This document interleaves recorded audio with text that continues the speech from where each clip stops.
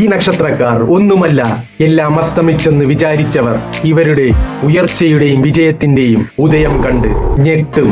കാരണം ഈ നക്ഷത്രക്കാരെ ദ്രോഹിച്ചവരോ പുച്ഛിച്ചവരോ അല്ല ഈ നക്ഷത്രക്കാരുടെ വിധി കുറിക്കുന്നത്.